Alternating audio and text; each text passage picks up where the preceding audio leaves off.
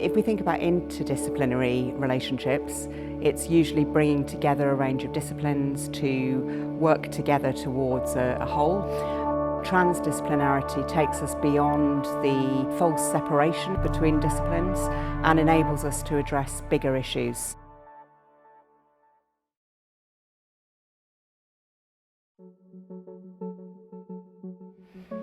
Creative Lab is a brilliant project. It is an opportunity to connect fashion designers, costume designers, performance makers, technologists with choreographers, and this really is quite a unique space that doesn't work within sort of hierarchical models of design following choreography, following a narrative, but actually creates a space for play and investigation and ideation in a way that is very rarely possible within the confines of an industry context, where time pressures and finance really don't allow that. I think there's a beauty in collaboration, because sometimes you could be, for example, in a studio by yourself trying to create movement, but then it takes one other person's brain to come in and give you a question or a response, and then it could take you creatively somewhere else. So having that and the means to be able to do that with tech and costume, as well as a whole heap of other things, I think it's just a great playground to just develop new ideas. And I feel that there's a certain energy in Creative Lab that you don't get in a dance studio, or you get in a tech lab, or you get in making costumes with other costume designers. I think that it's that mix that makes it really magical. The key words I've been saying this week has been let go. Sometimes you can have an idea of what you want things to be and how you want things to be, and I think that when you open yourself up to working with other people, you actually experience new things and experience different perspectives, understand things from different perspectives, and then that will also help you to kind of grow and develop and push the boundaries that you have. And so I think that's what's happened for me this week, is that there are boundaries that have been pushed that I wouldn't necessarily have been able to explore had I just worked as a solo. There's something about that play, and that play has been demonstrated constantly through ideas, questions, the thinking, the change of shifting a space and changing that context.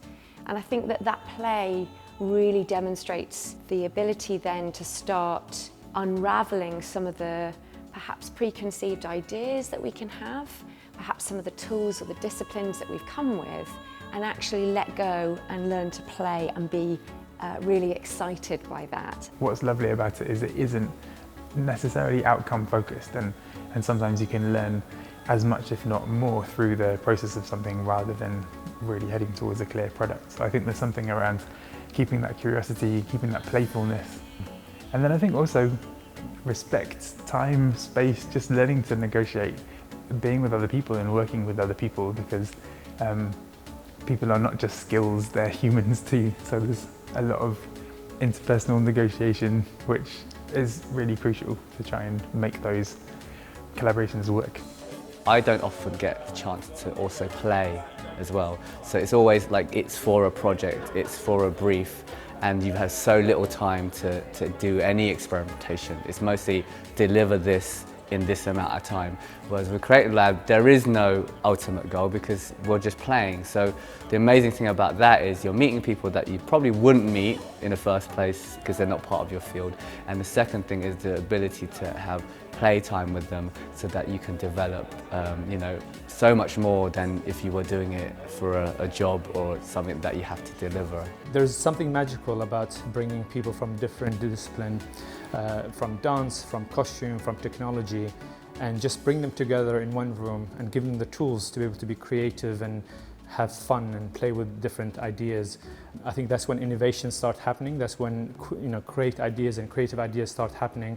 Kind of sometimes break the technology in a way. Creating something that doesn't yet exist means you have to do a lot of prototyping and testing, and that needs someone to test it out for you. So you're always trying to kind of link up with someone, and so working with performers is obviously really fundamental to us.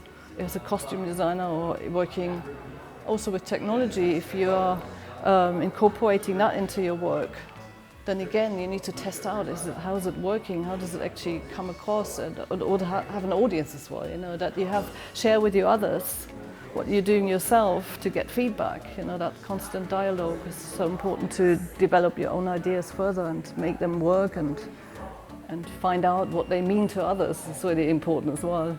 I think giving emerging creatives like myself the opportunity to really experiment with this stuff, it really enables us to affect the change that we want within the industry. I really hope that knowing what I know and what I've gained from this week, I can take it into everything that I do afterwards. I think usually about, you know, design or costume or lighting, but now technology is a whole new layer that I know that I'm able to experiment with. Interdisciplinary working and transdisciplinary working is the only way that we are going to solve the major global issues that have to be addressed. Our industries have changed very rapidly, our world has changed very rapidly. I think the industry needs help from research and from academia to enable it to reflect on some of these practices. Fast change requires reflective space, and that really isn't feasible in a business or an industry context. So I think partnering and knowledge exchange between industry and education is an absolute necessity, and it benefits both the industry and our students and our staff in ways that are really meaningful and that actually will shape the future of the disciplines moving forward.